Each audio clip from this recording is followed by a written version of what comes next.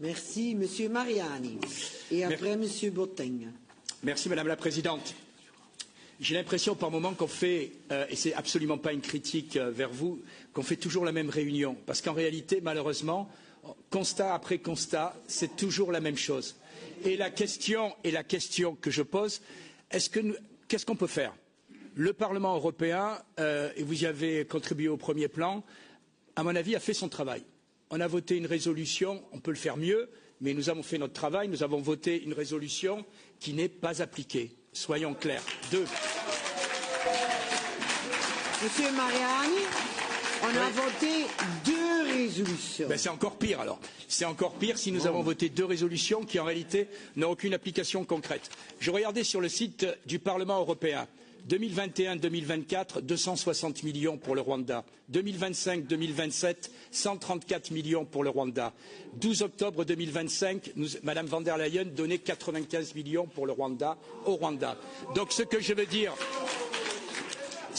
dire par là, et j'arrêterai là, c'est qu'il faut que la Commission européenne écoute le Parlement. Or, à l'heure actuelle, si le Parlement est clair, ce n'est pas le cas de la Commission européenne.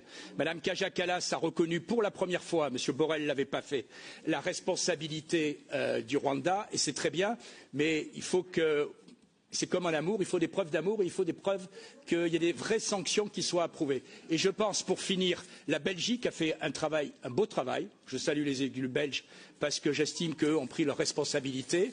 L'Union européenne, malheureusement, je pense, joue un double jeu. La France joue un double jeu. La France joue un double jeu. Je rappelle qu'en octobre, M. Macron avait promis qu'on nous réouvrirait l'aéroport de Bukavu.